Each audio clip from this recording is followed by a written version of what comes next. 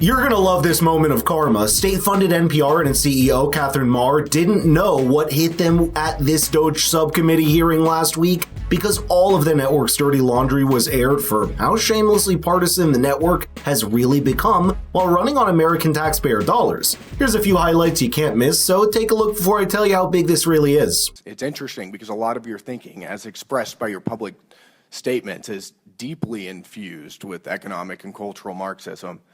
Do you believe that America is addicted to white supremacy? I believe that I tweeted that, and as I've said earlier, I believe much of my thinking has evolved over the last half decade. It has evolved. Why did you tweet that? I don't recall the exact context, sir, so I wouldn't be able to say. Okay. Do you believe that America believes in black plunder and white democracy? I don't believe that, sir. You tweeted that in reference to a book you were reading at the time, apparently, The Case for Reparations. I don't think I've ever read that book, sir. You tweeted about it. You said you took a day off to fully read The Case for Reparations. You put that on Twitter in January of 2020. Apologies, I don't recall that I did. Okay. I'd no doubt that your tweet there is correct, but I don't recall that. Okay. Do you believe that white people inherently feel superior to other races? I do not. You don't? You tweeted something to that effect. You said, I grew up feeling superior. How white of me. Why did you tweet that?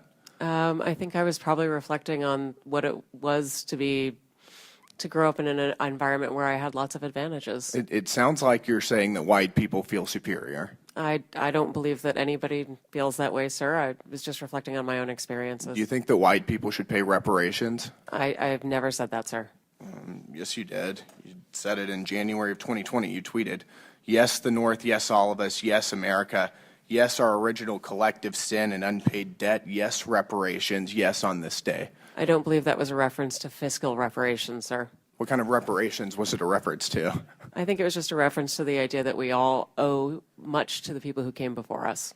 That's a bizarre way to frame what you tweeted. So what's her strategy? She wants a clean slate of record before she took over as CEO for NPR exactly a year ago? Doesn't work that way. Now, what surprised me most is that NPR becoming an unabashed partisan outlet wasn't even discussed before Doge went into its public records, because you'd be surprised at how quickly a lot of these controversies at NPR started, even during the Biden administration. But before I tell you, this is a great time to subscribe and hit the notification bell to always see the real story that the mainstream media is hiding from you. Now, I found this incredibly lengthy article from a former NPR employee nearly a year ago that was curiously very difficult to find. Yuri Berliner, who had worked at NPR for over 25 years, exposed the brazen left-wing's bias that had taken over for this taxpayer-funded public radio network. Yuri revealed that they were told how diversity in their staff was now their new North Star and how they were glad that they weren't following the Hunter Biden laptop scandal back in 2020 because they thought, quote, it could help Trump. And yet in this hearing, you hear NPR's leadership dodge every single question of editorial responsibility. Thank you, Congressman. First of all, I do want to say that NPR acknowledges that we were mistaken in failing to cover the Hunter Biden laptop story more aggressively and sooner.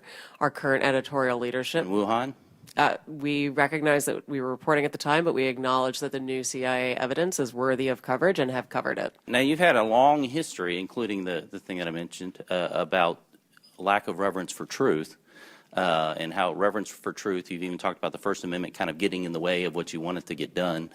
And then you're wanting us to believe that NPR is now taking this non-biased approach. I mean, where was the come to Jesus moment for you, I guess, that has turned you around and that we can trust the American taxpayer dollars with your leadership of NPR? I so appreciate the opportunity to perhaps clarify some things. My talk about truth was really referencing the way that people use truth to refer to belief as opposed to facts. And my encouragement was that we focus on facts. With regards to the First Amendment... That's not what your comment said. Your comment said that truth was getting in the way of getting things done and that you were prioritizing what you wanted to get done over truth. And that's really unfortunate. Am I hearing this correctly? Does Katherine Maher not realize that the internet remembers everything and you can't just deny your own statements and move on?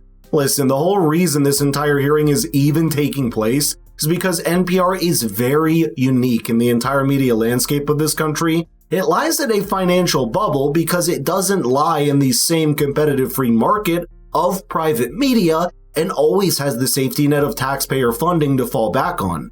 Not just that, it's also funded by private mega donors on the other end, which basically combines the worst of both worlds of private and public funding for a media network, and you see that reflected not just in its donors, but also in the kind of audience and leadership it has built up over the last few years. Ms. Maher, NPR, you believe your reporters are fair?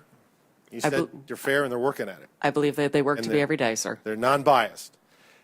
And yet, you have the voter registration issue. I mean, we're all human beings. We're all going to see through the world through a certain lens.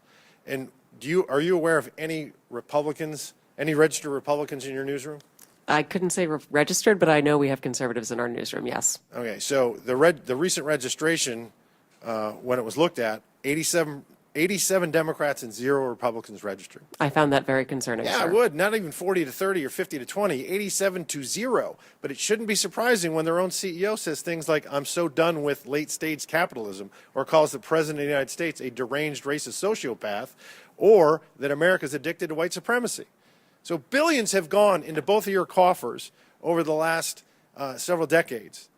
And I understand why Democrats on this committee are going to viciously and vehemently defend you all, because you become a propaganda wing of the Democratic Party.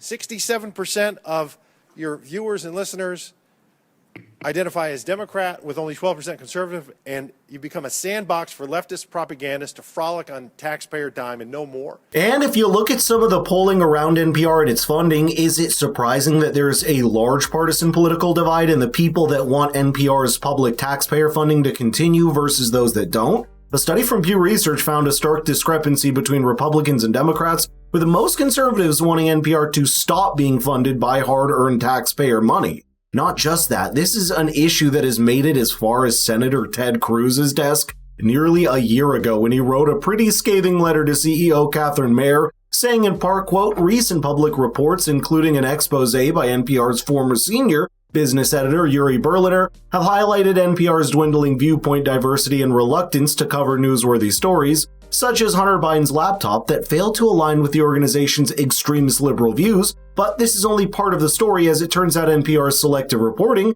may be driven not only by pre-existing political bias within the organization, but also by its private donors, and those donors include the Bill and Melinda Gates Foundation, the Rockefeller Foundation, and even George Soros, who donated millions of dollars to NPR over a decade ago. So this is clearly a problem that's been brewing for much longer, and the dam is only burst now, with DOJ digging into those lost records, and that's what we saw in the hearing, as political commentator Joe Croncha calls it human Chernobyl. And if any of the folks from DOJ are watching this, and we're watching today, Elon, if you're looking for some waste that could be really easy to cut, look no further than, MSNPR or MSPBS. And as you just showed, Sean, its CEO, Katherine Maher, it was a human Chernobyl on Capitol Hill today. I mean, the fact that during the Biden years, it really was. You almost felt sorry for her, almost. And honestly, this could just be the tip of the iceberg, considering how many more details are coming out. What remains to be seen is whether publicly funded media organizations would even survive in a dying legacy media landscape